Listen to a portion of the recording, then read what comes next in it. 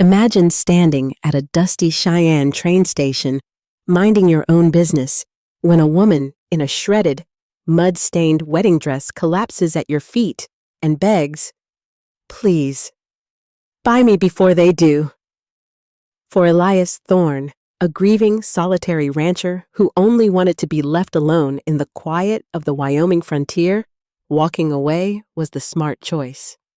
But a smart choice isn't always the right one. Would you risk your peaceful life and face down ruthless bounty hunters to protect a broken stranger? Welcome to our channel, where we journey deep into the heart of the Old West. Here, we bring you sweeping frontier romances, stories of fierce protective bonds, and tales that celebrate the profound power of empathy and human compassion. Today's story is a beautiful reminder that true love isn't about owning someone. It is about providing a safe haven for a wounded soul to heal and giving them the absolute freedom to choose their own destiny. If you believe in second chances and the healing power of respect, please saddle up with us today. Hit that like button, subscribe to join our prairie family, and share your thoughts in the comments below. Now, let's step out of the storm and into the story. The wind sweeping through the Cheyenne station that Tuesday didn't carry the scent of sweet pine or open prairie grass. It carried grit. It carried the bitter, metallic tang of burning coal, the sour sweat of exhausted freight horses, and the heavy, unforgiving heat of a late August afternoon in the Wyoming Territory. The year was winding down, bleeding into the dry season, and the sky above the sprawling rail yard was a faded, bruised purple, choking on the exhaust of the great iron engines. Elias Thorne was not a man given to idle observation. At 48 years old, the world had long since stopped surprising him, and he preferred it that way. He stood beside his weathered Studebaker wagon, rhythmically hauling 50-pound sacks of milled flour from the loading dock and tossing them into the wooden bed. Each movement was deliberate, efficient, born of decades of relentless labor. He wore a faded canvas shirt, dark with sweat between the shoulder blades, and a pair of suspenders over trousers dusted with the pale gray dirt of his isolated ranch. Beneath the brim of his battered Stetson, his eyes, the color of chipped flint, were fixed entirely on his task. Elias liked the quiet of his own mind. Ever since his wife Martha had passed to the fever some 8 years ago, he had retreated into the sprawling silence of his property at the edge of the county line. He didn't come into town for the whiskey, and he certainly didn't come for the conversation. He came for supplies, and the moment the last sack of flour hit the wagon bed, he intended to turn his team of roans around and head back into the welcoming, empty expanse of the plains. The shrill, bone-rattling whistle of the 3:15 train from Denver tore through the heavy air, announcing its arrival with a violent hiss of steam. The platform instantly erupted into a chaotic ballet of motion. Porters shouted, livestock in the trailing cars bellowed in panic, and well-dressed travelers stepped gingerly onto the dusty planks, covering their noses with silk handkerchiefs. Elias didn't look up. He reached for a crate of iron nails, his muscles bunching with the effort. But then, the rhythm of the afternoon broke. It wasn't a loud noise that caught his attention. It was a movement, frantic and erratic, entirely out of place among the slow, methodical bustle of the freight depot. She came from the blind side of the coal cars, stumbling over the uneven wooden planks of the platform like a newborn calf trying to find its legs in a blizzard. Elias paused, the crate of nails resting against his hip, his brow furrowing in a rare moment of confusion. It was the dress that caught his eye first. It was a wedding gown, or at least it had been a few days ago. The once pristine white satin was shredded at the hem, dragged through miles of mud, burrs, and horse dung. The delicate lace at the collar was violently torn, exposing a pale, trembling collarbone. But the ruined dress was nothing compared to the woman wearing it. She was perhaps in her late 30s, an age where a woman's face usually held the settled, quiet grace of a life established. But there was no grace here. There was only naked, feral terror. Her dark hair had escaped its pins, falling in matted, sweat-soaked tangles around her face. And her face, Elias felt a sudden cold knot tighten in his gut. The left side of her jaw was a mottled landscape of purple and sickly yellow, the flesh swollen shut around her eye. A fresh cut, no more than an hour old, oozed a slow trail of red down her pale cheek. She was running, but she had nothing left to run with. Her breath came in ragged, wheezing sobs that Elias could hear even over the hiss of the train engine. She kept throwing panicked glances over her shoulder, her wide, uninjured right eye searching the thick crowd. Elias followed her gaze. 50 yards down the platform, pushing roughly through a group of boarding passengers, were 3 men. They didn't wear the badges of the law, nor did they carry the careless swagger of regular cowhands. They moved like hunting dogs on a fresh blood trail. They wore heavy dusters, their hands resting casually on the butts of the revolvers strapped to their thighs. The man in the center, a broad-shouldered brute with a face like a smashed anvil, pointed a thick finger in the direction of the coal cars. They were looking for her. Silas Vance's hounds had caught the scent. Elias knew the type. Bounty hunters or hired muscle. Men who viewed human misery as a profitable day's work. The unwritten law of the West was simple. A smart man minded his own business. A smart man looked at the sky, finished loading his wagon, and drove away. Elias Thorne was a smart man. He turned back to the crate of nails, hoisting it into the wagon. "Let it go, Thorne," he told himself. The voice in his head sounding exactly like his late father's. "Not your circus, not your monkeys. You have cattle to feed and fences to mend." But the soft, frantic scraping of boots on wood was growing louder. Clara Higgins was drowning. Her lungs burned like they were packed with hot coals, and her legs were giving way beneath her. She had been running for 3 days. 3 days of hiding in haylofts, drinking from muddy wagon ruts, and flinching at every snapped twig. Silas had found her at the Denver station, and now his men had followed her to Cheyenne. If they dragged her back to that sprawling, opulent house, Silas wouldn't just beat her again. He would kill her. Slowly. And the law would look the other way because Silas Vance owned the law. She saw the 3 men breaking through the crowd, their eyes scanning the platform. They were too close. There was nowhere to hide, no dark alley, no open train door, only the harsh, revealing sunlight of the freight dock. And then she saw him. He was standing beside a sturdy wagon, adjusting a canvas tarp. He wasn't wearing a suit, and he didn't have the polished, slippery look of the men Silas associated with. He looked like the earth itself, solid, weathered, and entirely immovable. He was older, his face lined with the deep crevices of sun and sorrow, his broad shoulders blocking out the harsh afternoon light. In a world completely devoid of anchors, he looked like a mountain. Clara didn't think. Instinct, raw and desperate, seized control of her broken body. She didn't have a plan. She didn't have a strategy. She only knew that if those men touched her again, she would die. Elias was tying off the hemp rope on the side of the wagon when a sudden, desperate weight slammed into his side. He instinctively recoiled, his hand dropping toward the hunting knife on his belt, his defensive reflexes honed by years on the frontier. But it wasn't an attack. The woman in the ruined wedding dress had collapsed against him, her knees finally giving out. She was clinging to the rough canvas of his shirt with a grip so fierce her knuckles were stark white. Up close, the smell of her panic was overwhelming. A mixture of stale sweat, dried blood, and absolute despair. She was shaking so violently that Elias could feel the tremor vibrating through his own boots. He looked down, his flint-colored eyes wide with sudden shock. Clara tilted her head up. Her one good eye met his, and Elias felt the breath leave his lungs. There was no pride left in her. The world had beaten it out of her, leaving only the agonizing will to survive. Her lips, cracked and bleeding, parted. Her voice was a fragile, shattered whisper, barely carrying over the noise of the train. "Please," she sobbed, her fingers digging agonizingly into his arm. "Please, buy me." Elias froze. The words didn't compute. Buy me. It was a phrase reserved for cattle, for sacks of grain, for plots of dirt.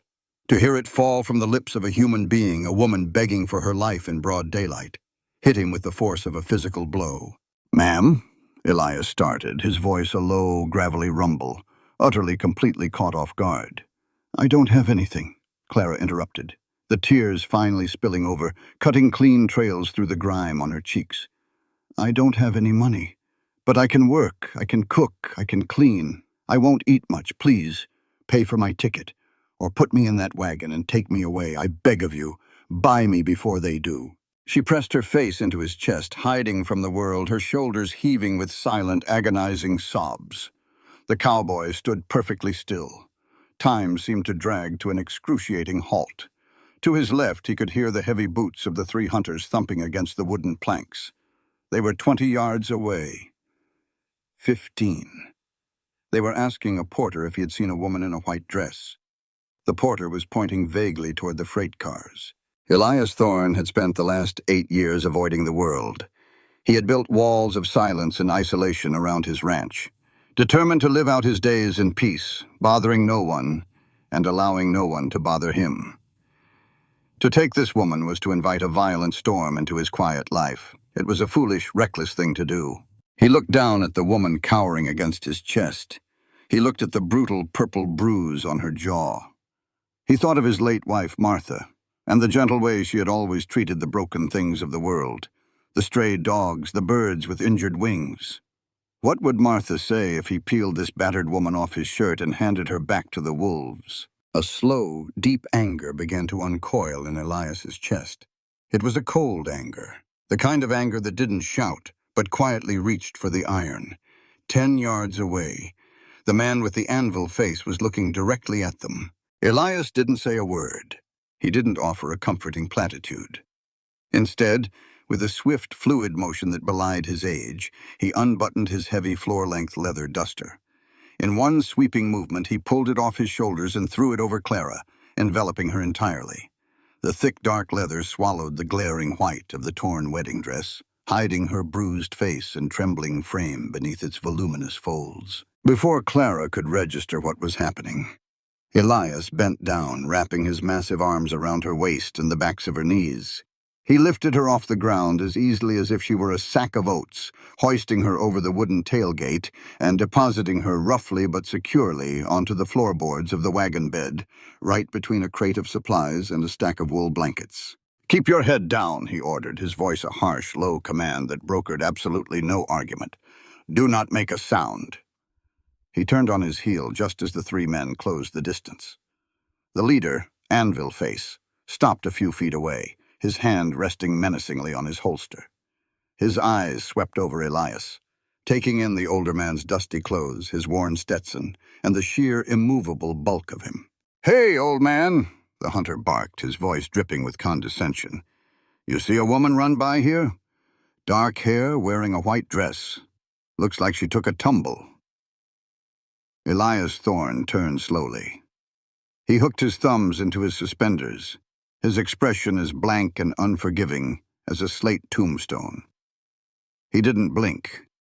He just stared at the man, letting the silence stretch out until it became heavy, uncomfortable, and sharp. "I load flour," Elias finally said, his voice flat, devoid of any inflection. "I don't look at dresses." The hunter scowled, taking a half-step forward, trying to use his size to intimidate. "Don't play stupid with me, dirt scratcher. There's a handsome bounty on her. You hiding something in that wagon?" Elias didn't move. He didn't shift his weight. He simply dropped his right hand from his suspender, letting it hang loose, mere inches from the heavy Colt revolver strapped to his hip. A gun that hadn't been fired in anger in 10 years, but one that Elias knew exactly how to use. "There's flour in the wagon," Elias said softly. The softness of his tone was far more terrifying than a shout. "And nails. And if you take one more step toward my property, I'll be using those nails to seal your pine box. Move along." The hunter froze. He looked at Elias's eyes, searching for a bluff, for a flicker of fear. He found absolutely nothing. He found the cold, dead stare of a man who had already calculated the exact angle needed to put a bullet through his heart. The hunter swallowed hard. He glanced at his two companions, who suddenly looked very interested in the train engine. "Crazy old fool," the leader muttered, spitting a wad of tobacco onto the planks. "Let's go. She probably slipped onto the livestock car." Elias watched them turn and stalk away, disappearing back into the thick crowd of passengers. He didn't relax his posture until they were completely out of sight. Only then did he exhale a long, slow breath. He turned, unlooped the reins from the hitching post, and climbed up onto the driver's bench of the wagon. He didn't look back into the wagon bed. He didn't ask if she was all right. He simply clicked his tongue, slapped the leather reins against the backs of the roans, and guided the heavy wagon out of the Cheyenne freight yard. As the wheels rattled over the iron tracks and the noise of the town began to fade behind them, giving way to the vast, sweeping silence of the open plains, Elias felt a strange sensation in his chest. His quiet, perfectly ordered life was over. He had just bought himself a world of trouble. Beneath the heavy leather duster in the back of the wagon, Clara Higgins curled her knees to her chest. She smelled the worn leather, the scent of horse sweat, and the faint, grounding aroma of pipe tobacco. The wagon hit a rut, jolting her bruised bones, but she didn't cry out. She closed her good eye, the rhythmic clatter of the wooden wheels sounding like a heartbeat. For the first time in 3 years, she was breathing free air. She didn't know who this silent, terrifying man was. She didn't know where he was taking her. But as the wagon rolled further into the golden expanse of the fading afternoon, Clara pulled the oversized coat tighter around her shoulders and finally let herself sleep. The Cheyenne city lights faded into nothing more than a faint, amber glow on the horizon, eventually swallowed by the immense, devouring darkness of the high plains. There was no moon that night. The stars were scattered across the black velvet sky like spilled salt, cold, distant, and uncaring. Elias Thorne sat tall on the driver's bench, his back a rigid line against the night air. The only sounds were the rhythmic clop-thud of the roan's hooves on the packed earth and the rhythmic creak of the wagon's leather suspension. Every jolt of the wheels felt like a gunshot in the silence. Elias stared straight ahead, his eyes fixed on the narrow strip of road illuminated by the swaying lanterns hooked to the wagon's frame. His mind was a storm. He was a man who calculated the weight of hay and the price of grain down to the penny. He didn't do things on impulse. Yet here he was, driving into the dead of night with a woman hidden under his coat in the back of his wagon. A woman who had begged him to buy her. The phrase stuck in his throat like dry wool. He glanced back over his shoulder. The leather duster remained a dark, motionless mound in the shadows of the wagon bed. She hadn't moved. She hadn't made a sound. For a moment, a cold spike of fear hit him. What if she had succumbed to her injuries? What if he was hauling a corpse across the prairie? "Ma'am," he called out. His voice felt too loud, too abrasive in the stillness. No answer. Elias pulled on the reins, bringing the team to a slow halt. The silence that rushed in to fill the space was deafening. He climbed down, his boots crunching loudly on the dry grass. He walked to the side of the wagon, his heart drumming a nervous rhythm against his ribs. He reached out, his hand hovering over the edge of the duster, then hesitated. "Ma'am," he said again, softer this time. "We're a good 10 miles out. You can breathe now." The leather mound stirred. Slowly, a pale hand emerged from beneath the heavy coat, followed by the tangled mess of dark hair. Clara Higgins looked up at him. In the flickering golden light of the lantern, her bruised face looked even more horrific, a mask of swollen shadows and raw pain. Her eyes were wide, glassy, with a mixture of exhaustion and a terror so deep it seemed baked into her bones. She looked at the vast, empty darkness surrounding them, then back at Elias. Are they coming?"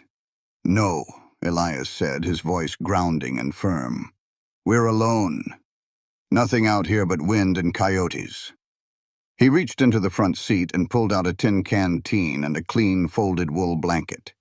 He didn't move closer than he had to. He set the canteen on the edge of the wagon bed within her reach. "Drink," he commanded. "It's well water, clean." Clara stared at the canteen as if it were a strange relic. She reached out, her fingers trembling so violently she could barely unscrew the cap. When she finally brought it to her lips, she drank with a desperate guttural intensity.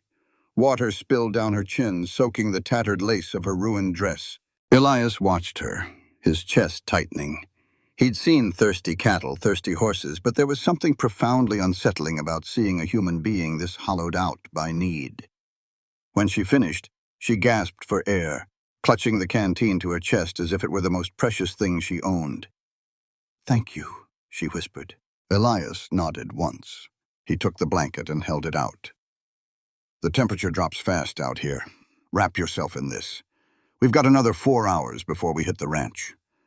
As she reached for the blanket, her sleeve slid up, revealing more than Elias wanted to see. Across her forearm were the distinct dark marks of fingers, a grip so powerful it had left permanent shadows on her skin. Elias looked away immediately, a surge of white-hot anger flickering in his gut. "I'm not a wolf, ma'am," he said, his voice gravelly. "You're in the back of my wagon, but you aren't my property. I'm taking you to a place where you can sleep without looking over your shoulder. That's all." Clara looked at him, her gaze searching his face for the hidden trap, the inevitable price. She saw only the deep, weary lines of a man who looked like he had lived 1,000 years and expected nothing from anyone. "Why?" she asked, her voice cracking. "Why did you help me?" Elias looked out into the darkness. He thought of the quiet grave on the hill behind his house. He thought of the hollow silence that greeted him every night at the dinner table. "Because you asked," he said simply. He turned and climbed back onto the bench without waiting for a reply. He snapped the reins, and the wagon lurched forward again. As they traveled deeper into the wilderness, the shift in perspective moved to Clara. Wrapped in the thick, scratchy wool of the blanket, she felt a strange, terrifying sensation. Safety. For 3 years, she had been Silas Vance's prize, his pretty little bird in a cage made of gold and iron. Every movement she made had been watched, every word she spoke had been measured. And when she failed to meet his impossible standards, the cage became a torture chamber. She looked at the back of Elias's head, the broad, steady set of his shoulders, the way he held the reins with a loose but absolute authority. He was so different from Silas. Silas was all sharp edges and polished surfaces, a man who used his wealth like a whip. This man, Elias, felt like the earth, rough, unyielding, but honest. She expected him to turn around and demand her story. She expected him to ask what she was worth or what he was going to get out of this arrangement. But he didn't. He just drove. He gave her the one thing Silas never had, the right to be silent. The rocking of the wagon began to act like a cradle. The terror that had kept her heart racing for days began to subside into a heavy, leaden fatigue. She watched the stars move slowly across the sky, feeling the vastness of the Wyoming plains closing in around her, shielding her from the world she had left behind. When the wagon finally turned onto a narrow, rutted track, Elias spoke again. "We're home." The Thorn Ranch was not a grand estate. It was a low-slung, sturdy house built of pine logs and fieldstone, tucked into the lee of a windswept ridge. There was a large barn, a cluster of outbuildings, and a split-rail fence that seemed to stretch forever. Everything was neat, functional, and deeply lonely. Elias stopped the team in front of the house. He climbed down and walked to the back. Clara was wide awake now, her heart hammering again. "I have a spare room," Elias said, his voice low in the pre-dawn hush. "It belonged to my wife. It's clean. There's a wash basin and a lock on the door. I'll bring your supplies in tomorrow. Tonight, you just sleep." He helped her down, his hands steady and impersonal. He led her into the house, which smelled of old wood, cold ash, and pine oil. He lit a single lamp, the yellow light revealing a kitchen with a scrubbed pine table and a parlor with a single well-worn armchair. He opened a door off the parlor. The room was small, containing a narrow bed with a patchwork quilt, a small dresser, and a washstand. "The lock works," Elias said, pointing to the iron bolt on the door.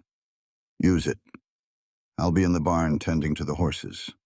I won't be back in the house until sunup."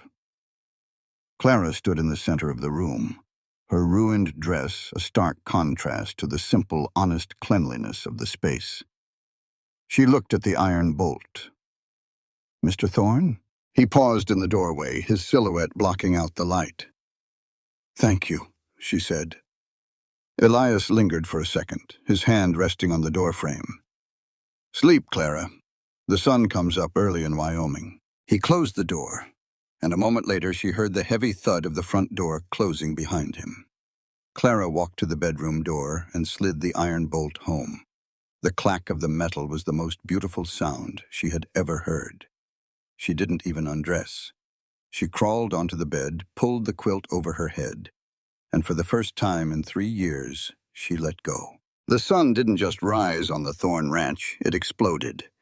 It spilled over the eastern ridges in a flood of liquid gold, burning away the night mists and turning the prairie grass into a sea of shimmering fire. Clara woke with a start, her hand instinctively flying to her throat. For a second, she didn't know where she was. The ceiling was made of dark, heavy beams, not the ornate plaster of Silas's bedroom. The air was cool and smelled of dry earth, not expensive French perfume. Then the memories rushed back. The station, the cowboy, the duster. She sat up, her body screaming in protest. Every muscle felt like it had been tenderized with a mallet. She walked to the small mirror above the washstand and recoiled. The bruise on her jaw had deepened into a dark, angry plum color. She looked like a ghost haunting a wedding. Panic began to rise in her chest.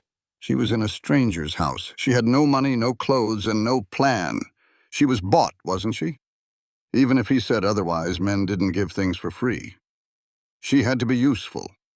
If she wasn't useful, he would see her as a burden, and burdens were discarded. She stripped off the ruined wedding dress, shivering in the cool morning air. She found a simple cotton nightgown in the dresser, likely belonging to Elias's late wife, and pulled it on. It was a bit large, but it was clean. She splashed her face with cold water, gritting her teeth against the sting, and forced herself to walk out into the kitchen. The house was empty. A pot of coffee sat on the stove, still warm. Through the window, she saw Elias. He was in the corral working a young bay horse. He moved with a quiet, fluid grace, his voice a low murmur that seemed to calm the skittish animal. Clara didn't stop to admire the view. She saw the stack of dirty plates in the basin. She saw the dust on the floorboards. She saw a sack of potatoes in the corner. Work, she told herself. Work or be sent back. When Elias walked into the kitchen 2 hours later, he stopped dead. The floor had been swept until it shone. The dishes were washed and drying on a clean towel, and the smell of frying potatoes and salt pork filled the air. Clara was standing at the stove, her back to him, her hair pulled into a tight, neat braid. "What are you doing?" Elias asked. His voice wasn't angry, but it was sharp with surprise. Clara jumped, the spatula clattering against the iron pan. She turned around, her eyes wide and defensive. I was making breakfast, and I cleaned the floor. I can do the laundry next if you have a tub." Elias looked at the floor, then at her. He saw the way she was standing, shoulders hunched, head slightly bowed, like a dog expecting a kick. "I didn't ask you to do that," he said. "I know," she said quickly, her voice rising in pitch, "but I need to pay my way. I'm a good worker, Mr. Thorne. I can cook anything, and I'm very thorough with the cleaning. You won't even know I'm here, I promise." Elias took off his hat and set it on the table. He walked over to her, stopping a few feet away. He saw the sweat on her brow and the way her hands were shaking. "Clara," he said. He used her name for the first time, and it felt like a weight. "Look at me." She slowly raised her head. "There are no slaves here," he repeated, his voice dropping into a low, steady register. "I didn't bring you here to be a servant. I brought you here because you were dying on your feet, and I couldn't watch it." "But I have to give you something," she whispered. "People don't just help." "Out here they do," Elias said. "The land is hard enough without us being hard on each other. You're a guest. When you're healed, we'll talk about what comes next. Until then, you sit, you eat, you mend." Clara stared at him, her lip trembling. The kindness felt more dangerous than Silas's cruelty. Cruelty she understood. She knew how to survive it. But this unconditional space was terrifying. "I can't just sit," she said, her voice small. "The silence. It's too loud. Please, let me work. It keeps the thoughts away." Elias studied her. He recognized that look. It was the look of a man who worked himself to exhaustion so he wouldn't have to dream. He'd lived with that look in the mirror for 8 years. "All right," he said, sighing. "If it keeps the peace in your head, but no heavy lifting and you eat breakfast with me, that's the deal." They sat at the small pine table. The silence was heavy, but it wasn't the suffocating silence of Silas's dining room. It was the silence of two people who didn't know how to talk to each other but were trying to share the same space. Elias ate with a focused intensity, but he made sure to push the plate of eggs toward her. "The garden is a mess," he said after a while. "Martha used to keep it, but I haven't had the heart to touch it. If you want to pull some weeds, you're welcome to it. Just stay in the shade." "I'd like that," Clara said. And for the first time, a tiny ghost of a smile flickered on her lips. For the rest of the morning, Clara knelt in the dirt. The garden was indeed overgrown. Thistles and pigweed had choked out the marigolds and the vegetables. But as she dug her fingers into the earth, she felt a strange sense of grounding. The dirt was honest. If you cleared the weeds, the plants grew. If you gave them water, they thrived. There were no hidden agendas in the soil. She worked until her back ached and her hands were stained black with loam. She found a few struggling tomato plants and carefully staked them up with bits of twine. She cleared a path to the herb garden, recognizing the scent of rosemary and thyme. Elias watched her from the barn. He saw the way she handled the plants, with a tenderness he hadn't expected. She wasn't just weeding. She was rescuing. Later that afternoon, they worked together to fix a section of the corral fence. Elias held the heavy cedar posts in place while Clara hammered in the iron staples. They didn't speak much. They communicated through the tilt of a head or the extension of a hand. At one point, Elias reached out to take the hammer from her, and their fingers brushed. Clara flinched, pulling back instinctively. Elias stopped. He didn't apologize. That would have made it worse. He simply waited, keeping his hand open and still until she realized he wasn't going to grab her. "It's just a tool, Clara," he said softly. She took a breath, her heart slowing down. She reached out and placed the hammer in his hand. "I know. I'm sorry." "Don't be," he said. "Trust is a slow-growing thing. Faster than an oak, maybe, but slower than a weed." By the time the sun began to dip below the horizon, Clara was exhausted in a way she hadn't felt in years. It was a good exhaustion, the kind that came from accomplishment, not from fear. As they walked back to the house, Elias stopped and looked out over his land. The shadows were long and purple, and the air was cooling rapidly. "You did good work today," he said. Clara looked at her stained hands, at the neat rows in the garden, and at the sturdy fence. For the first time, she didn't feel like a battered bride begging at a station. She felt like a person. "I'm starting to think," she said, her voice steady, "that I might just survive this, Mr. Thorne." Elias looked at her, the flint in his eyes softening just a fraction. "I reckon you will, Clara. I reckon you will." They entered the house together, the door closing on the vast, wild Wyoming night, leaving the world outside and a small, flickering light of hope within. The shift in the Wyoming weather did not announce itself with a gentle breeze. It came like a predator, heavy and suffocating. By mid-afternoon, the sky had turned the color of bruised iron, and the air pressure dropped so rapidly it made the ears ache. Out in the pastures, the cattle stopped grazing, pressing their heavy flanks together in a tight, restless circle. The wind died completely, leaving behind a thick, unnatural stillness that tasted of copper and ozone. Elias Thorne knew the signs. He spent the late afternoon securing the heavy barn doors, tying down loose canvas, and bringing the most skittish horses into the stalls. He moved with a practiced urgency, casting wary glances at the towering black thunderheads rolling over the western ridge. This wasn't a passing shower. It was a plains tempest, the kind that could tear roofs off sheds and snap old pines like dry kindling. Inside the cabin, Clara was blissfully unaware of the impending violence. The kitchen had become her sanctuary over the past week.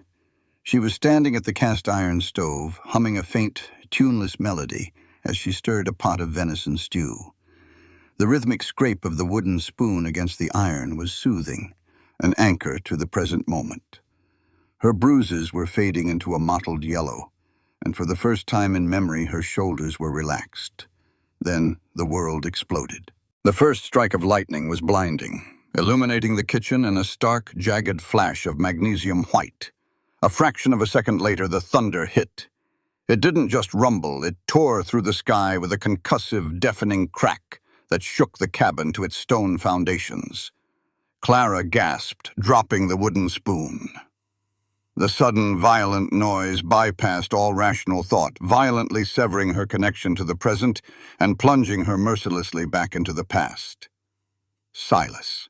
To Clara's shattered nervous system, the thunder wasn't weather.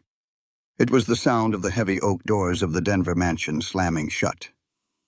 It was the sound of Silas's heavy boots coming down the hallway. It was the warning bell of incoming pain. The wind suddenly hit the cabin, howling down the chimney and rattling the window panes like angry fists trying to break in. Another crack of thunder, louder this time, rolled over the roof. Clara stumbled backward, her breath catching in her throat. The kitchen dissolved around her. The smell of the stew vanished, replaced by the metallic scent of her own blood and the stale cologne Silas always wore when he was drinking. She backed up blindly until her spine hit the hard wood of the pantry door. She slid down to the floor, pulling her knees tightly to her chest, her hands clamping over her ears to block out the noise. But the noise wasn't just outside anymore. It was inside her head. "You think you can embarrass me? You think you can smile at that man and make a fool of me?" Silas's voice hissed in her memory, accompanied by the blinding flash of an open-handed strike. She began to hyperventilate, taking short, jagged breaths that didn't fill her lungs. Her heart hammered against her ribs like a trapped bird beating itself to death against a window. She squeezed her eyes shut, but the darkness only made the memories more vivid. She was trapped. He had found her. He was going to kill her this time. The front door of the cabin was thrown open, letting in a swirl of dead leaves and cold, wet air. Elias stepped inside, his duster dripping with the first heavy drops of rain. He shoved the door shut against the wind, throwing the iron latch. "Storm's breaking fast, Clara," he called out, wiping the rain from his eyes. "We'll eat in the parlor tonight." He stopped. The kitchen was empty. The stew was bubbling furiously on the stove, beginning to scorch, the wooden spoon lying abandoned on the floorboards. "Clara?" A low, whimpering sound drifted from the shadows near the pantry. Elias moved quickly, his boots heavy on the floor. When he rounded the corner of the stove, he stopped dead, his heart contracting sharply in his chest. She was curled into a tiny ball in the corner, pressing herself into the angle of the walls, as if trying to merge with the wood.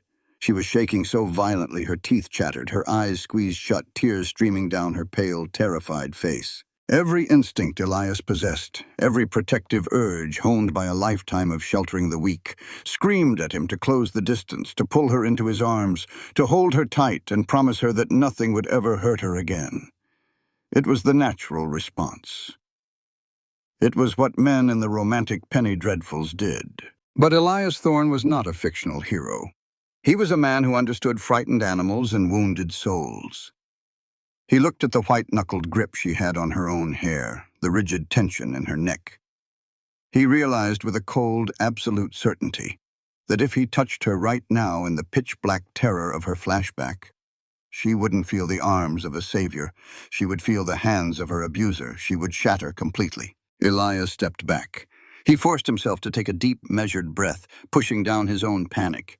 He had to be the mountain. He didn't speak right away. Instead, he walked over to the kitchen table. His movements were slow, deliberate, and entirely non-threatening. He struck a match, the sharp flare of sulfur briefly cutting through the gloom, and lit the kerosene lantern. He adjusted the wick until it cast a warm, steady, amber glow that banished the harsh shadows thrown by the lightning. Then he pulled a heavy wooden chair from the table. He carried it to the far side of the kitchen, at least 10 feet away from where Clara was huddled. He set it down with a deliberate, audible thud so she would know exactly where he was, and he sat down. He rested his large hands casually on his knees, leaning back slightly, giving her the entire expanse of the room. Another crack of thunder shook the house. Clara whimpered louder, shrinking further into herself. Elias cleared his throat. He pitched his voice low, aiming for the deep, resonant baritone he used to calm panicked yearlings in the breaking pen. A steady, rhythmic drone designed to anchor a wandering mind. "When I was a boy," Elias began, not looking directly at her, but fixing his gaze on the cast-iron stove, "my father took me up into the Bighorn Mountains to track wild mustangs. It was late spring, but the weather up there doesn't care what the calendar says. We got caught in a whiteout blizzard. A real widow-maker." Clara didn't stop shaking, but Elias thought he saw the slightest hesitation in her ragged breathing. The sound of a human voice, steady and calm, was piercing through the roaring in her ears. "We found a rock overhang and huddled down," he continued, keeping his cadence perfectly even, like the steady ticking of a clock. "I was terrified. I thought the wind was going to rip the flesh right off our bones. But my father, he just pointed out into the snow. There, standing right in the teeth of that blizzard, was the herd we'd been tracking." He paused, letting the silence hold for a moment before the next roll of thunder hit. When it did, he spoke right through it, refusing to let the noise win. "They didn't run. Horses are prey animals, Clara. Their first instinct is always to run. But these mustangs, they knew something deep down in their blood. They knew you can't outrun a storm. You try to run, you get separated, you freeze, and the wolves pick you off one by one." Clara's hands lowered a fraction of an inch from her ears. The overwhelming scent of stale cologne in her mind was slowly being replaced by the smell of burning kerosene and wet wool, the smell of Elias. "So you know what they did?" Elias asked softly. "They gathered together in a tight circle, the stallions and the strong mares on the outside, facing the wind, the foals and the old ones in the center where it was warm. They just dropped their heads, dug their hooves into the freezing dirt, and let the storm scream itself out. They stood their ground." He turned his head slowly, letting his flint-colored eyes meet her terrified gaze across the room. He didn't move an inch toward her. "The storm is outside, Clara," Elias said, his voice a profound, unyielding anchor. "It's just wind and rain. Silas isn't here. He is 1,000 miles away, and he will never step foot on this land. You are in my kitchen. You are making venison stew, and it smells mighty good. You are safe. I am right here, and I'm not moving." The words hung in the air, battling the howling wind outside. "You are safe. I am right here." Clara stared at him across the 10 feet of worn floorboards. The amber light of the lantern illuminated the deep lines of his face, the gray at his temples, the solid, immovable set of his shoulders. He wasn't crowding her. He wasn't demanding anything from her. He was simply existing in the same space, holding a lantern against the dark, offering his strength without forcing her to take it. Slowly, agonizingly, the hyperventilation began to ease. Her lungs remembered how to pull in deep drafts of air. The phantom grip on her throat loosened. She swallowed hard, her throat raw and dry. The rain began to lash against the windows in a torrential downpour, the worst of the thunder moving eastward. The immediate violence of the storm was passing, leaving behind a steady, rhythmic drumming on the roof. Clara uncurled her legs. Her joints popped, stiff from the tension. She wiped her face with the back of her trembling hand, leaving a smear of soot on her cheek. "I'm sorry," she rasped, her voice frail and exhausted. "I'm so sorry. The noise, it just—" "Never apologize for the scars you carry, Clara," Elias interrupted gently. "You survived a war. The battlefield might be behind you, but the echoes take a long time to fade." He finally stood up, but he didn't approach her. He went to the stove, took a clean rag, and pulled the scorching pot of stew off the burner. He poured a glass of water from the pitcher on the counter, walked halfway across the room, and set it down on the floor, sliding it the rest of the way toward her until it gently bumped against her knee. Then he retreated back to his chair. Clara picked up the glass. The water was cool and real. She drank it slowly, feeling it wash away the phantom tastes of the past. She looked at Elias, sitting patiently across the room, giving her exactly what she needed: time, space, and unwavering respect. In that moment, sitting on the hard floor of a rustic cabin, Clara felt something shift deep within her chest. It wasn't the fiery, passionate spark of youth. It was something far more profound. It was the quiet, overwhelming realization that she had found a place to rest. She had found a man who knew how to weather the storm without breaking her in the process. "The stew," she whispered, a weak, watery smile touching her lips. "Is it ruined?" Elias looked at the pot, then back at her, a matching, understated smile crinkling the corners of his eyes. "Might be a little dark on the bottom, but I've eaten boots that tasted worse. We'll be just fine." Time on the prairie did not move in days or weeks. It moved in seasons. 3 months had passed since Clara arrived at the Thorn Ranch in a ruined wedding dress. The harsh, biting winds of late winter had finally surrendered to the soft, golden light of May. The Wyoming plains, transformed, erupting in a violent, breathtaking carpet of emerald grass, studded with wild blue lupine and Indian paintbrush. The world was waking up, and so was the woman living in Elias Thorne's house. The physical transformation in Clara was striking. The bruises had long since faded, leaving only a faint, silvery line near her hairline that she no longer bothered to hide. She had filled out, the hollows of her cheeks replaced by a healthy, sun-kissed color. Her hair, once a matted tangle of terror, was now worn in a thick, dark braid that fell over the shoulder of the sturdy calico dresses Elias had bought for her from the mercantile in town. But the real change was in her eyes. The haunted, feral look of a hunted animal was gone, replaced by a quiet, steady luminance. She had found her rhythm in the daily life of the ranch. She baked bread, mended fences, and coaxed the garden into a sprawling patch of life. She belonged to this land now, just as much as the old oaks and the red dirt. Elias watched her. He watched her constantly, though he tried to be subtle about it. He noticed the way she hummed when she collected eggs from the coop. He noticed how she always left the biggest slice of pie on his side of the table. He noticed that the house, which had been a silent, cold tomb for 8 years, now felt warm. It felt alive. It felt like home. He knew he was falling for her. It wasn't a sudden tumble into an abyss. It was a slow, inevitable gravitation, like water finding its way to the lowest point. But he never pushed. He respected the fragile peace they had built too much to risk it with clumsy declarations. He was 48, a man set in his ways, bearing the quiet grief of a widower.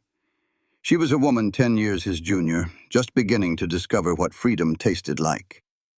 He believed he was merely a way station on her journey, a safe harbor while she repaired her ship. It was a Tuesday afternoon when the fragile, unstated equilibrium between them shifted. Elias was in the north pasture, a deep frown carving lines into his forehead. A young, red-roan heifer pregnant with her first calf was in serious trouble. She had been in labor since dawn, pacing frantically and bellowing in distress.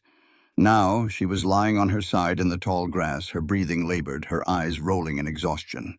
Elias knelt beside her, his hands coated in amniotic fluid, feeling inside the birth canal. He cursed softly under his breath. The calf was breached. One front leg was turned back, preventing it from passing through the pelvis. "Come on, girl," Elias coaxed, his massive hands trying to push the calf back in to reposition the leg. But the heifer's contractions were too strong, fighting him every inch of the way. His arms were cramping, sweat stinging his eyes. If he couldn't turn the calf soon, he was going to lose them both. "Elias!" He looked up. Clara was running across the pasture, holding her skirt in one hand and carrying a bucket of warm water and clean rags in the other. She had seen him struggling from the kitchen window. She dropped to her knees in the mud beside him, completely disregarding her clean dress. She didn't panic. She looked at the exhausted heifer, then at Elias's strained face. "She's stuck?" Clara asked, her voice calm and focused. "Breached," Elias grunted, pulling his arm out to wipe the sweat from his forehead. "Right front leg is bent back. My hands are too big. I can't reach deep enough to manipulate the joint without tearing her up." Clara didn't hesitate. She rolled her sleeves up past her elbows and plunged her hands into the bucket of warm water, scrubbing them raw with lye soap. "Tell me what to do," she said. Elias looked at her delicate hands, then at the blood and mud coating the heifer. "It's dangerous, Clara. If she thrashes, she could break your arm. It's slick, and you have to know exactly what you're feeling for." "I am not a porcelain doll, Elias," she said firmly, using his first name with a natural authority that made his heart skip a beat. "I know how to endure pain, and I know how to follow instructions. Guide me." Elias stared into her fiercely determined eyes and realized there was no arguing with her. He nodded. "All right, I'm going to push the calf back against the contraction to give you room. When I do, you slide your hand in along the calf's neck. Follow the shoulder down to the knee. You have to cup the hoof in your palm so it doesn't scrape the uterine wall and pull it forward." Clara nodded, her face grim. She knelt behind the heifer. "Ready. Now," Elias said, leaning his considerable weight against the heifer's flank, pushing inward. Clara slipped her hand inside. It was incredibly tight, hot, and pulsing with the animal's distress. She closed her eyes, relying entirely on touch. She felt the wet, coarse hair of the calf, tracing the curve of the neck down to the jammed shoulder. The heifer groaned loudly and thrashed her head, her massive body tensing. "Hold on," Elias shouted, bracing himself over the heifer's head to keep her grounded. "Don't let go, Clara, or we lose the progress." "I've got the knee," Clara gritted out, her face pale with effort, her arm buried almost to the shoulder. "I'm finding the hoof. I have it. I have the hoof in my hand." "Good girl," Elias breathed, his voice rich with relief and admiration. "Now wait for the contraction to pass. When she relaxes, pull the leg forward toward you, straighten it out." They waited in breathless agony for 10 seconds. The muscle wall around Clara's arm finally slackened. "Now!" Clara pulled. It required an immense amount of physical strength, her boots digging into the mud for leverage. With a sickening wet pop, the joint straightened. The calf's 2 front hooves and nose were now properly aligned in the birth canal. She pulled her arm out, exhausted and shaking. Elias immediately moved in, gripping the calf's front legs. "Next push, she's going to need help. Get ready to wipe the nose." A moment later, the heifer let out a final bellowing groan, bearing down with all her remaining strength. Elias pulled steadily, and with a rush of fluid, a black and white bull calf slid out into the spring grass. It lay perfectly still for a terrifying second. Then Clara descended on it with the warm rags vigorously rubbing its face and ribcage, clearing the mucus from its nostrils. The calf coughed, sputtered, and suddenly drew in a massive, ragged breath. Its eyes opened, and it let out a weak, high-pitched bleat. Elias fell backward onto the grass, his chest heaving, a massive grin splitting his bearded face. Beside him, the exhausted mother let out a low rumble and began to lick her baby clean. Clara sat back on her heels. She was covered from elbows to fingertips in blood, afterbirth, and mud. Her hair had escaped its braid, sticking to her sweaty forehead. Her dress was ruined.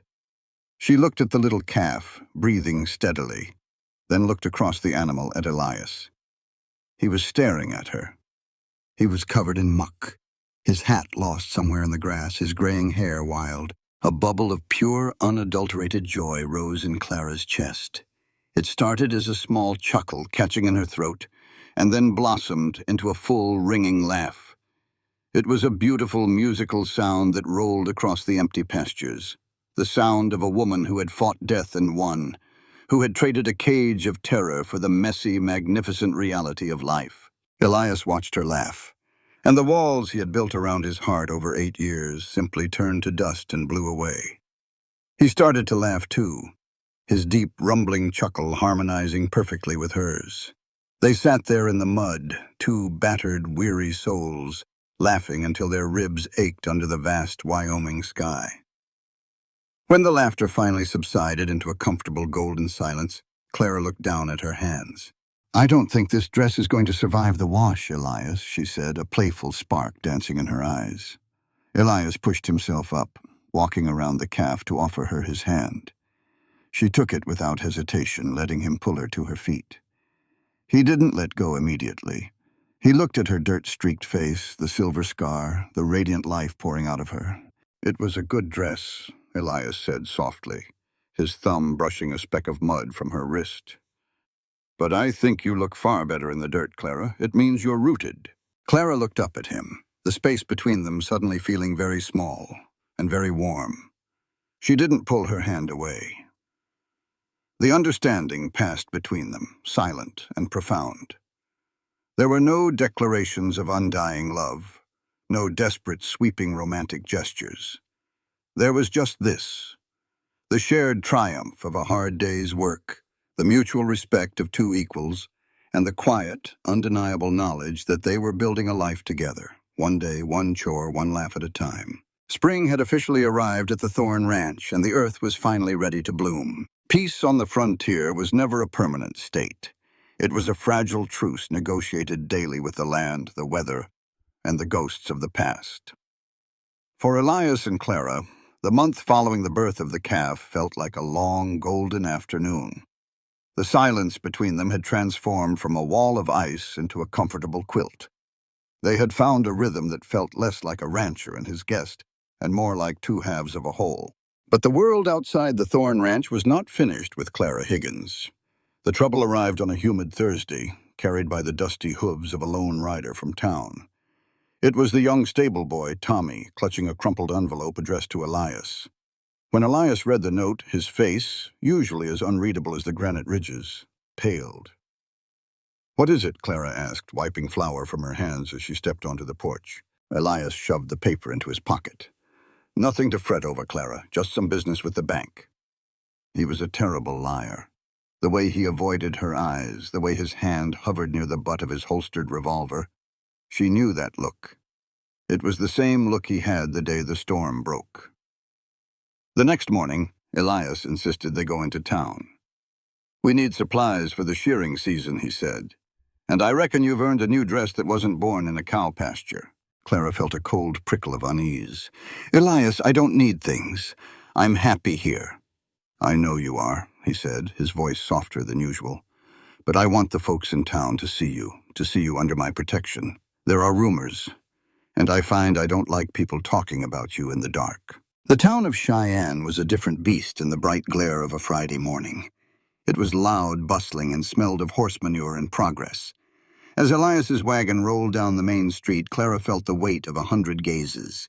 She sat tall, her back straight, wearing a clean calico dress, but she felt as exposed as a rabbit in a clearing. They stopped at the Mercantile.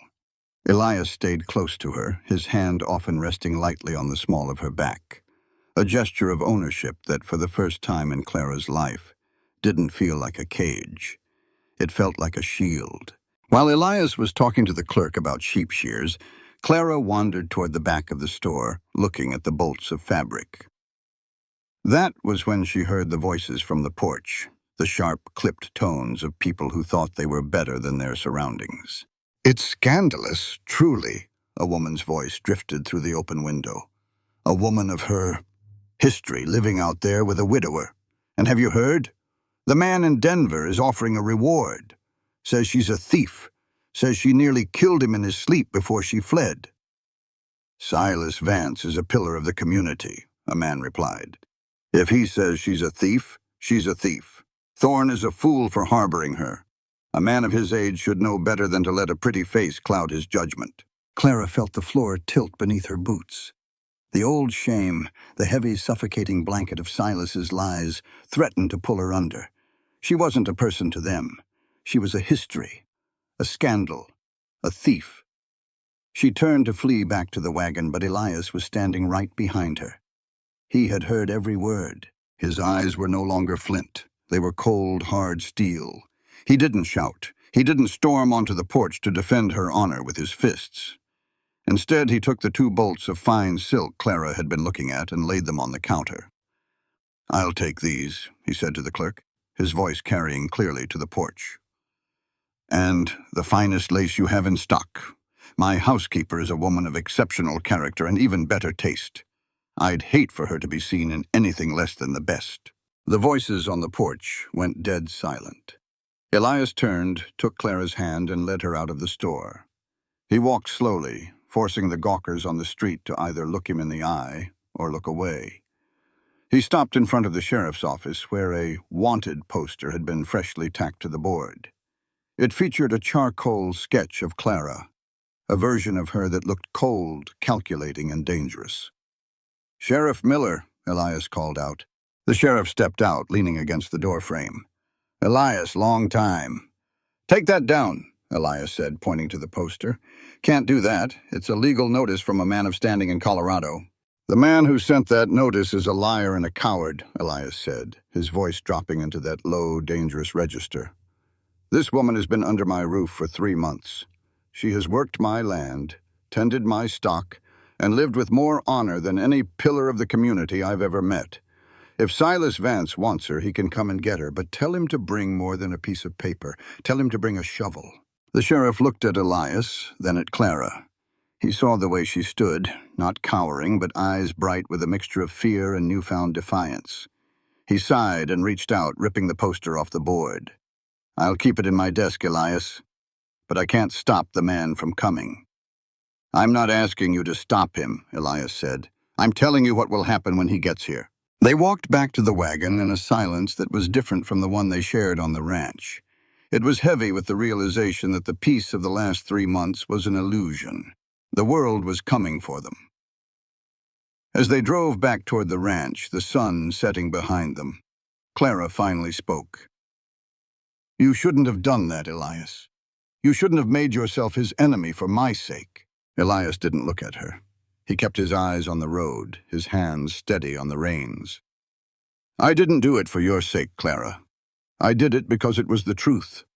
And a man who won't stand for the truth doesn't deserve the air he breathes. He has money, Clara whispered. He has power. He'll destroy everything you've built. Elias pulled the wagon to a stop at the top of the ridge overlooking the ranch. The little house sat nestled in the valley, a spark of light against the encroaching dark. He can burn the house, Elias said. He can take the cattle, but he can't take the fact that I know who you are. And he can't take the fact that for the first time in 8 years I have something worth fighting for. He turned to her then, his face illuminated by the last rays of the sun. You asked me to buy you at that station, Clara, but you were never for sale. You were just waiting for someone to recognize your worth. And I see it. I've seen it every day. Clara reached out, her hand trembling as she touched his weathered cheek. I'm scared, Elias. Good, he said, leaning into her touch. Fear means you have something to lose. It means you're alive. Now let's go home. We have work to do. The confrontation did not happen in the dead of night with masked men and torches. It happened at 10 o'clock on a Tuesday morning under a sky so blue it looked painted. Clara was hanging laundry when she saw the dust cloud on the horizon. It wasn't the slow, drifting dust of a lone rider or a supply wagon. It was the fast, aggressive plume of a carriage driven with no regard for the horses. Elias, she called out, her voice sharp with an instinct she had hoped she'd lost. Elias emerged from the barn, his Winchester already in his hand. He didn't look surprised. He looked ready. Go inside, Clara. Lock the door. Stay away from the windows. No, she said, her chin lifting.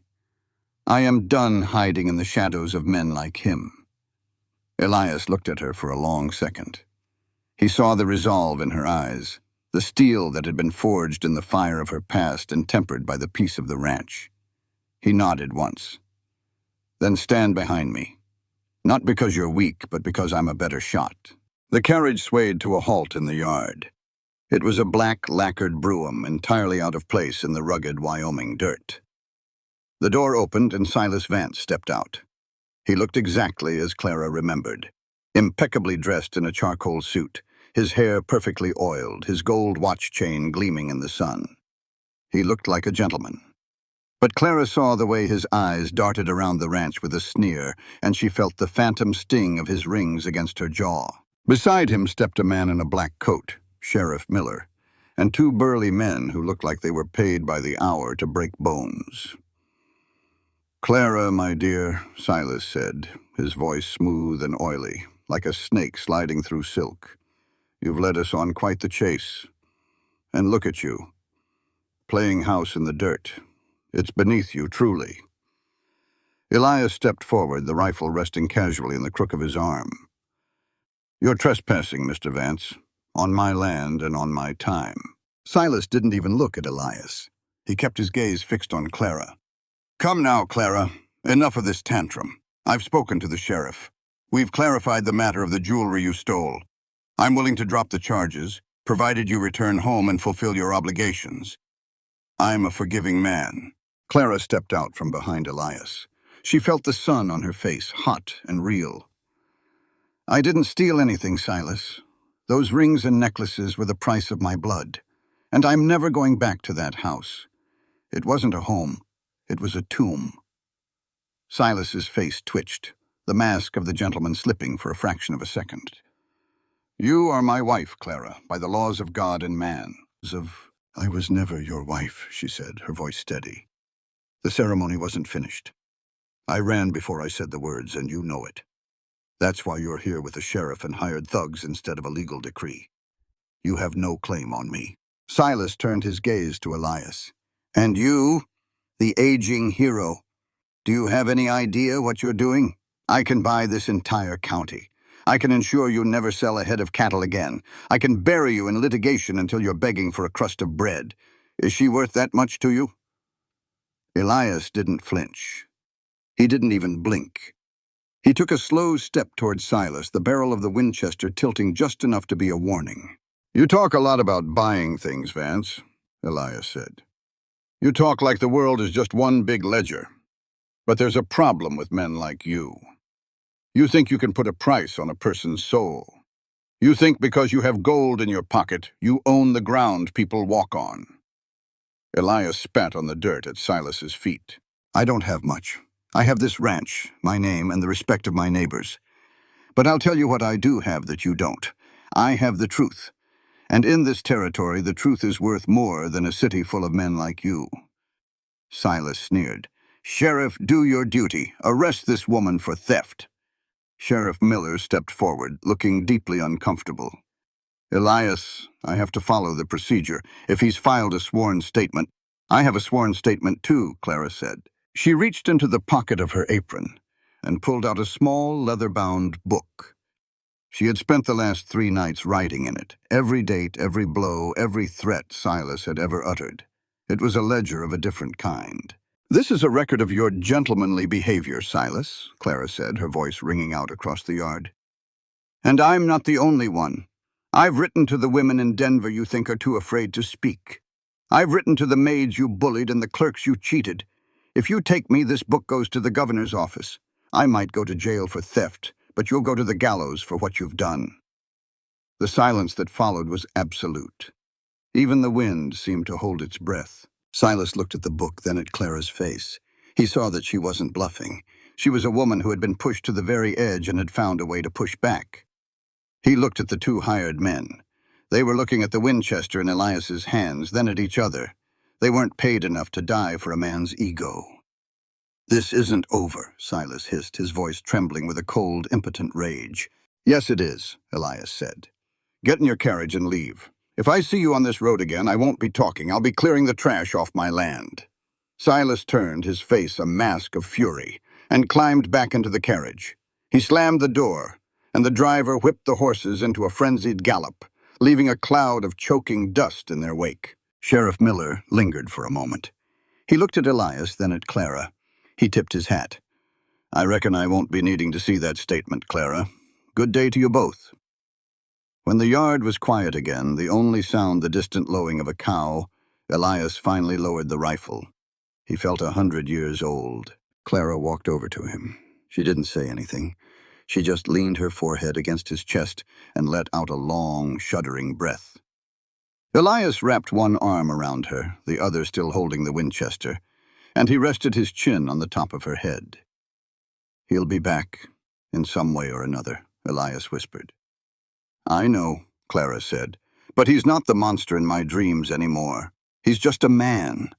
A small, frightened man with a lot of money." Elias looked out over his ranch. It was battered, dusty, and far from perfect, but it was theirs. "You did good, Clara," he said. "You stood your ground." "We stood our ground," she corrected, looking up at him. In the wake of the confrontation, the values of human dignity and the right to live free from fear felt as solid as the mountains behind them. They hadn't just won a battle. They had reclaimed a life. And as they walked back toward the house together, hand in hand, the shadows of the past finally began to shorten in the bright, honest light of the Wyoming sun. The dust from Silas Vance's carriage settled back onto the earth, but the air at the Thorn Ranch remained charged, vibrating with the aftershocks of a war declared. The victory felt hollow to Elias. He knew men like Vance. They didn't retreat, they merely regrouped. They didn't fight with honor. They fought with ledgers, lawyers, and the slow, grinding weight of influence. For the next week, a strange, expectant silence fell over the valley. Elias moved with a new kind of intensity. He spent his days riding the perimeter of his land, his Winchester always scabbarded within reach of his saddle. He wasn't just checking fences anymore. He was patrolling a border. Inside the house, Clara was different too. The fear hadn't returned, but a sharp, restless energy had taken its place. She spent hours at the kitchen table with the ledger she had brandished like a weapon. She wasn't just writing memories now. She was organizing facts, dates, and names. She was preparing for a siege. "You're thinking too hard, Clara," Elias said one evening, watching her brow furrow in the lamplight. He was cleaning his spurs at the hearth, the rhythmic clink-clink of the metal the only other sound in the room. Clara looked up, her eyes bright and focused. "I'm thinking about the land, Elias. Silas said he could buy the county. He said he'd bury you in litigation. Can he really do that?" Elias set the spurs down and leaned forward, his hands clasped between his knees. The firelight danced in the gray of his beard. "He can try. This territory has laws, but laws are often written by the men with the deepest pockets. He can challenge my deeds. He can buy up the water rights downstream. He can pressure the mercantile to stop extending me credit." Clara stood up, pacing the small kitchen. "Then we don't wait for him to swing the axe. We sharpen our own." "And how do we do that?" Elias asked, a ghost of a smile touching his lips. He admired her fire, but he was a man of the earth. He believed in things he could touch, like soil and stone. "Ownership," Clara said firmly. "You've always told me the land belongs to the decisive. Well, I've been reading those old newspapers in the pantry. There's a new Homestead Act being debated in the capital. If we formalize the boundaries of the North Pasture, the part you've been grazing but don't technically deed, we can cut off the water access he'd need if he ever tried to build a road through here." Elias stared at her. He had lived on this land for 20 years, but he had always viewed it through the lens of a rancher. Grass, water, and cattle. Clara was looking at it like a map, a strategic battlefield of rights and titles. "You've got a mind for more than just gardens, don't you?" Elias murmured. "I spent 10 years listening to men like Silas talk about how to take things from people," Clara replied, her voice hardening. "It's time I used that knowledge to keep something." The next morning, they rode out together. It wasn't a romantic outing. They carried surveying chains, a compass, and a heavy iron mallet.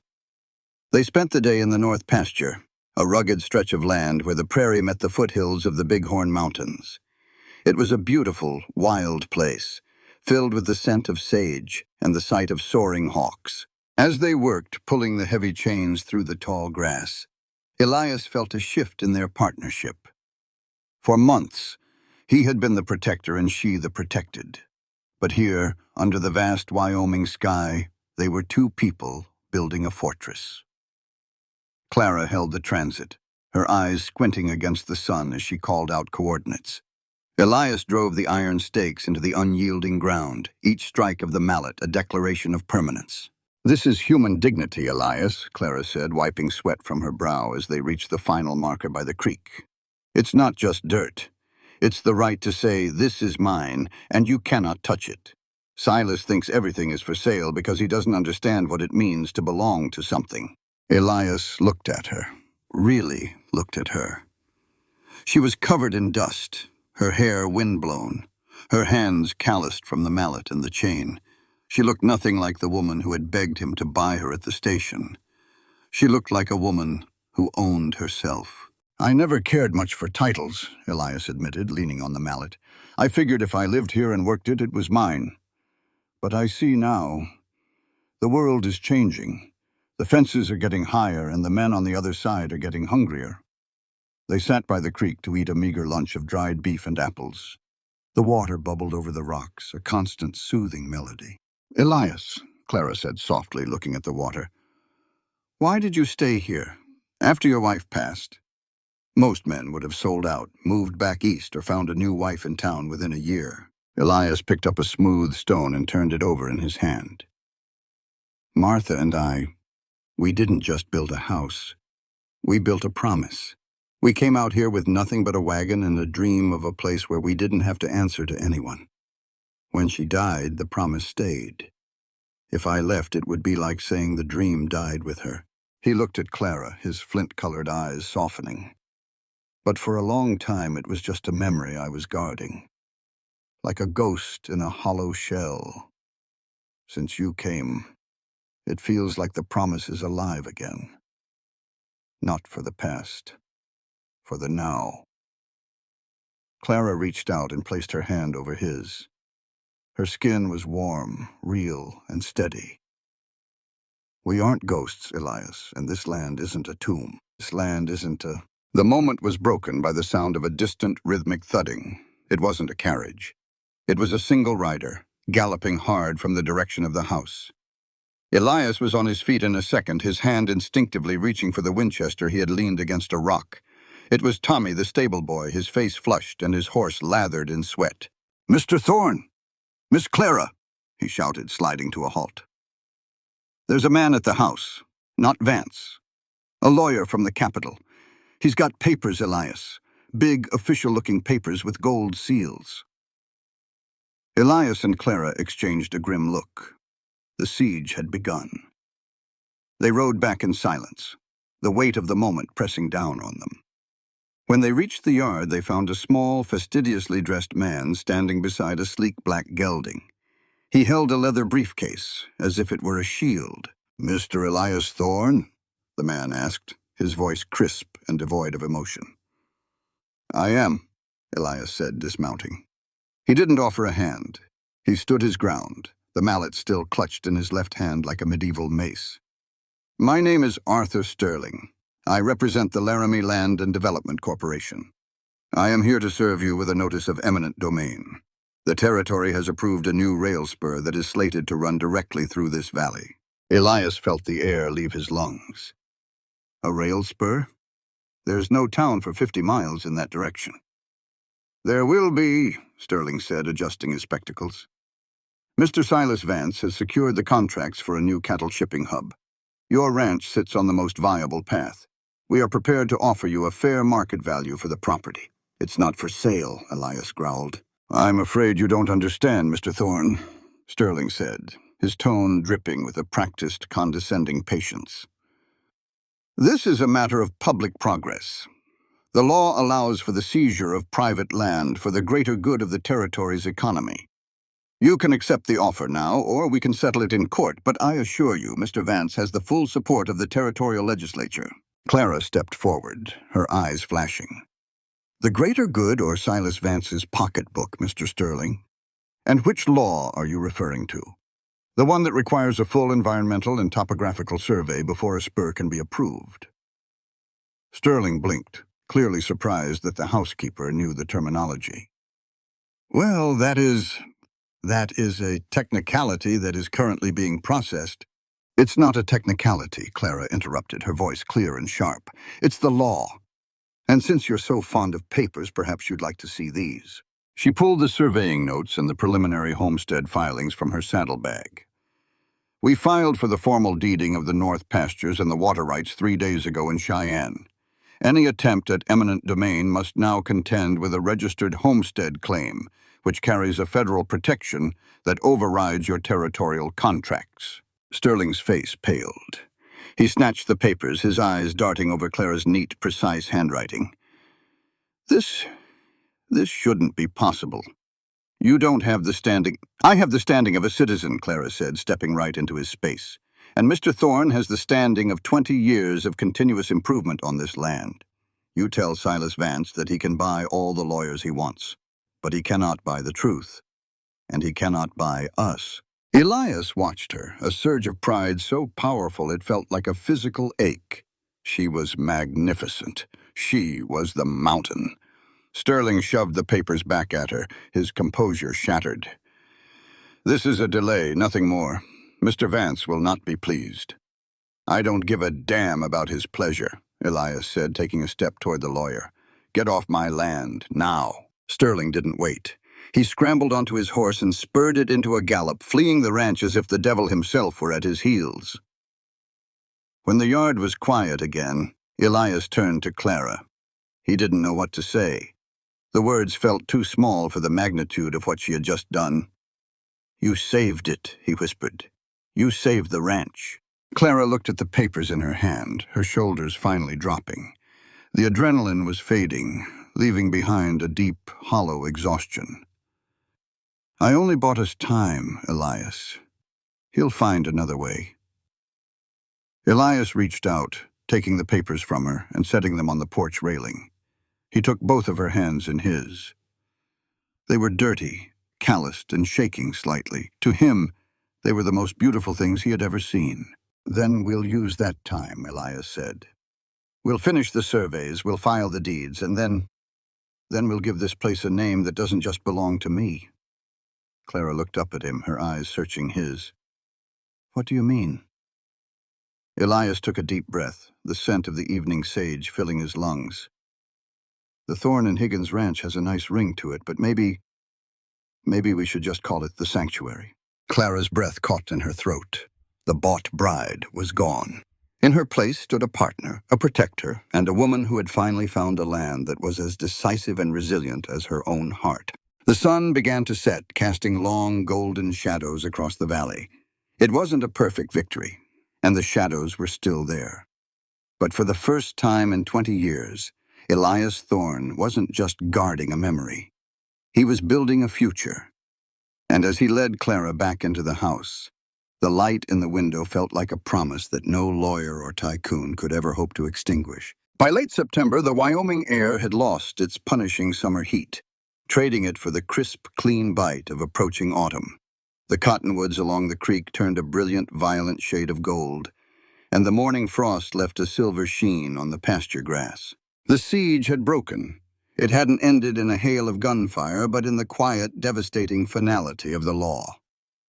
Clara's ledger, carried to the territorial governor by a sympathetic federal judge Elias had known from his Army days, had acted like a stick of dynamite at the base of a rotten dam. The investigations into Silas Vance revealed years of embezzlement, bribery, and extortion. Before the first snow could fall on Denver, Silas was sitting in a federal penitentiary, his empire seized, his influence reduced to ashes. The Laramie Land and Development Corporation mysteriously abandoned its plans for a rail spur. The homestead claim on the North Pastures was officially stamped and sealed. The Thorne Ranch was utterly, unequivocally safe. Clara expected a celebration. She expected a quiet dinner, perhaps a bottle of the elderberry wine Elias kept hidden in the root cellar. Instead, as the reality of their total victory settled over the valley, a heavy, suffocating silence fell upon Elias Thorne. He stopped meeting her eyes across the breakfast table. He spent more time out on the range, riding fences that didn't need mending, returning long after the sun had gone down. When he was in the house, he moved like a ghost, careful to keep the width of a room between them. It was a Tuesday evening when the storm finally broke inside the parlor. Clara was sitting by the hearth darning a wool sock, the firelight casting warm shadows across the rough-hewn logs of the walls. Elias walked in from the cold. He didn't take off his hat. He didn't unbutton his coat. He simply walked to the center of the room and placed a heavy, dark leather pouch on the pine table. It hit the wood with a dull, incredibly dense thud, the sound of coins. Clara stopped her sewing, her needle hovering mid-stitch. She looked at the pouch, then up at Elias. His face was a mask of carved stone, his jaw set so tightly a muscle twitched near his ear. "What is that?" Clara asked, her voice quiet, the instinctual knot of dread returning to her stomach. Elias pulled a folded piece of paper from his coat pocket and laid it next to the pouch. "That's an accounting. Every hour you've worked here over the last 6 months as a housekeeper, I added a premium for the calving season and for the homestead survey." Clara put her sewing basket down. Her hands suddenly felt very cold. "Elias, I don't understand."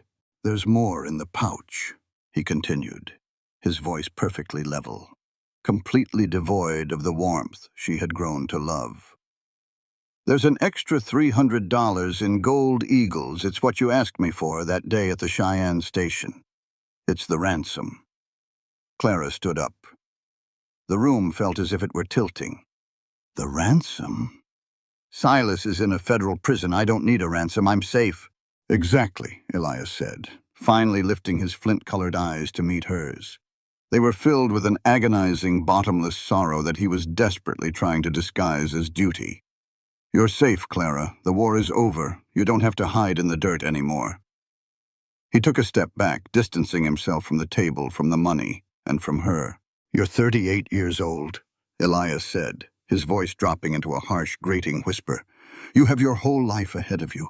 You have a brilliant mind. You have your dignity back, and you are. You are the most magnificent woman I have ever known. With that money, you can go anywhere, San Francisco, Boston, Chicago. You can buy a house with glass windows and plaster walls. You can find a man who knows how to talk about something other than cattle prices and winter rot. A man who isn't halfway to the grave. Clara stared at him. The air rushed out of her lungs, replaced by a sudden blinding flash of pain. It hurt worse than Silas's fists ever had. Silas had broken her skin. Elias was breaking her heart.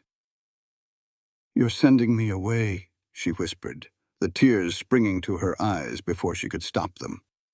After everything we've built, after we saved this place, you're throwing me out. I am setting you free, Elias suddenly shouted, the mask shattering. He took off his hat and threw it against the wall, his massive hands running through his graying hair. God in heaven, Clara, do you think this is easy for me? Do you think I want to wake up in a silent house again? He pointed a shaking finger at the pouch. You came to me because you were dying. You asked me to buy you because you were backed into a corner, and you stayed because I was the only wall standing between you and a monster. But the monster is gone now. The corner is gone. If you stay here with a worn-out, broken-down dirt farmer in the middle of nowhere, you're just trading one cage for another. How dare you? Clara hissed, her sadness instantly converting into a white-hot, righteous fury. She marched around the table, closing the distance he had tried to put between them. How dare you tell me what my choices mean? How dare you decide what is best for me? I am trying to do the honorable thing, Elias roared, stepping forward to meet her, his massive chest heaving. I am too old for you, Clara. I am set in my ways. I am covered in dust and grief, and you are a sunrise. I won't be the man who clips your wings just because I'm terrified of the dark. So you push me out of the nest instead, Clara yelled back, tears streaming down her face. She slammed her hand flat against the heavy leather pouch on the table. You think this is freedom? A bag of gold and a train ticket? You think freedom is being alone in a city of strangers? She grabbed the lapels of his heavy coat, her knuckles turning white as she yanked him down slightly so he had to look directly into her eyes. She didn't cower. She didn't shrink. She fought him with everything she had. Listen to me, Elias Thorne, she said, her voice shaking with raw, unfiltered emotion. Silas treated me like an object to be collected, and right now you are treating me like a bird to be released. Both of you are acting like you own the key to my life. I am not a charity case. I am not a project you fixed up and can now send on her way. Elias looked down at her, his hands hovering awkwardly in the air, terrified to touch her, terrified to let her go. Clara, I just want you to have the world. I don't want the world, she cried, her voice finally breaking on a sob. She let go of his coat and took a step back, wrapping her arms around her own ribs. I don't want Boston. I don't want glass windows. I want the north pasture. I want the smell of the sagebrush when it rains. I want to drink coffee with you in the morning, and I want to sit on that porch with you at night. I want my home. Elias stared at her, his chest rising and falling heavily. The defensive walls he had spent 8 years meticulously building, the walls of isolation, of unworthiness, of stubborn frontier stoicism, were crumbling into dust under the weight of her tears. I don't know how to be a husband to a woman like you, Elias confessed, the words torn from the very bottom of his soul. I forgot how to be soft, Clara. I only know how to endure. I don't need soft, Clara said softly, swiping a tear from her cheek. I need true. I need steady. I need the man who sat in a chair 10 feet away from me during a thunderstorm and used his voice to keep me from drowning. That is the man I choose." She pointed to the table. "You put that money down because you are a coward, Elias. You're brave when it comes to blizzards, and you're brave when it comes to men with guns. But you are terrified of letting yourself be happy. You are terrified that if you let me stay, you might lose me someday, just like you lost Martha." Elias closed his eyes. A single silent tear leaked from beneath his eyelashes, cutting a clean trail through the dust on his cheek. She had found the absolute truth of him. It wasn't nobility that made him pack that pouch of gold. It was a crippling, paralyzing fear of a broken heart. The fire popped loudly in the hearth, sending a shower of orange sparks up the chimney. The silence that followed wasn't heavy or suffocating. It was the breathless, trembling silence of a wound being laid completely bare, waiting for the stitch. Clara walked back to the table. She placed her hand over the heavy leather pouch of gold. She didn't pick it up. She just rested her palm against the cool leather, feeling the hard, unforgiving edges of the coins inside. Clara's fingers curled around the thick leather strings of the pouch. It was heavy. It held the weight of independence, the weight of 1,000 miles, and the weight of a completely fresh start. It was everything a desperate woman could ever dream of holding. She picked it up. Elias watched her, his breath trapped tightly in his chest. A part of him, the old bruised part that always expected the worst, was preparing for her to turn around, walk to her room, and pack her bags. He braced himself for the profound, echoing emptiness that would surely follow her departure. Instead, Clara turned away from the table and walked toward the front door of the cabin. She pulled the heavy iron latch, swinging the door wide open to the cool, crisp Wyoming night. The moon was high and full, casting a stark silver light across the sprawling plains, turning the tall grass into a vast, shimmering ocean. She stood in the doorway for a long moment, the cool wind whipping the hem of her calico dress around her boots. Then she untied the leather strings. With a deliberate, unhurried motion, Clara turned the pouch upside down. A waterfall of gold eagles poured out. They hit the wooden floorboards of the porch with a series of sharp metallic clatters, rolling and bouncing in every direction. They sparked in the moonlight, glittering uselessly against the rough-hewn pine and the packed dirt of the yard. $300, a small fortune scattered to the wind like cheap tin. Elias let out a shocked breath, taking a step toward her. "Clara, what are you doing?" Clara dropped the empty leather pouch onto the floor.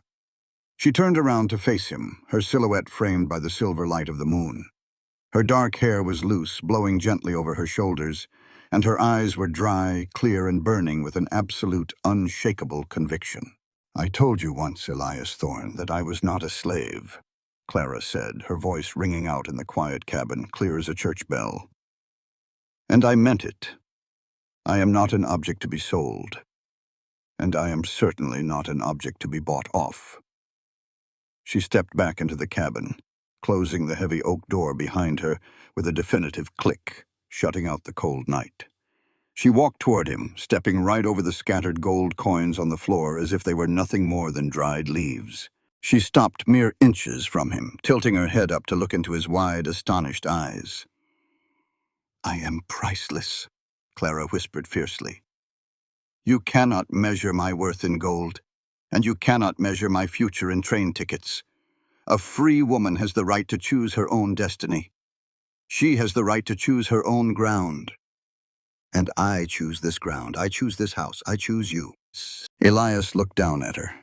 He looked at the fierce set of her jaw, the profound depth of her eyes, and the sheer, breathtaking courage it took for her to throw away a fortune just to stand in front of him. The last wall of his fear didn't just crumble, it vaporized. He didn't speak. Words were utterly inadequate for the magnitude of what she had just given him. Instead, Elias brought his massive, calloused hands up, moving with a trembling gentleness he hadn't known he possessed. He framed her face, his thumbs gently brushing her cheekbones.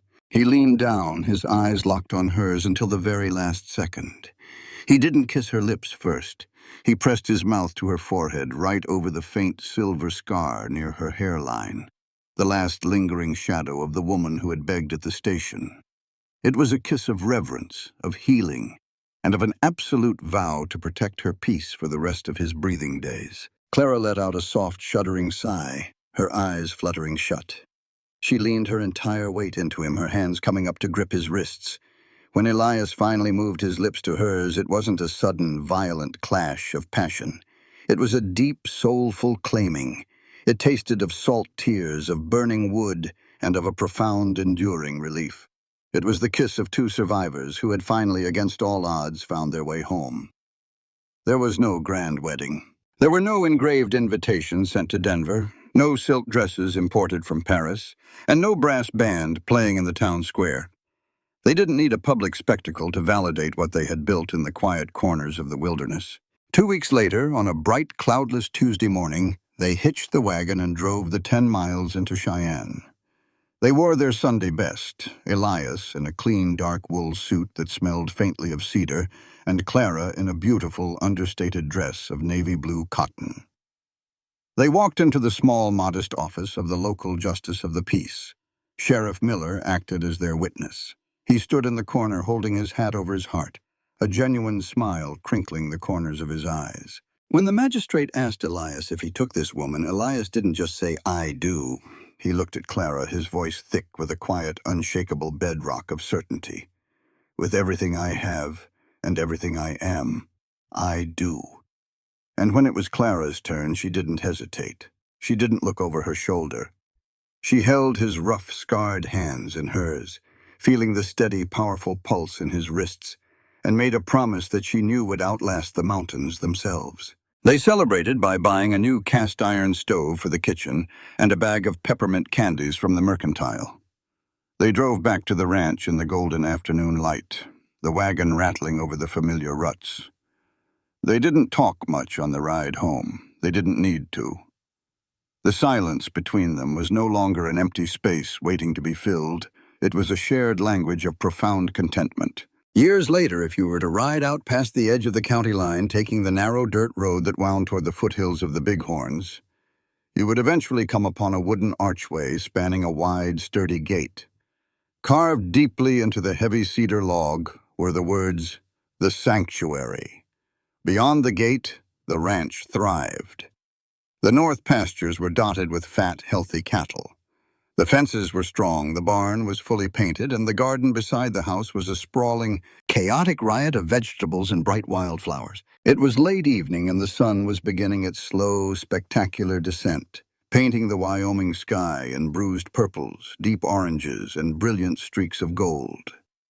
Elias Thorne, his hair now completely white, but his shoulders still broad and unyielding, sat in a rocking chair on the front porch.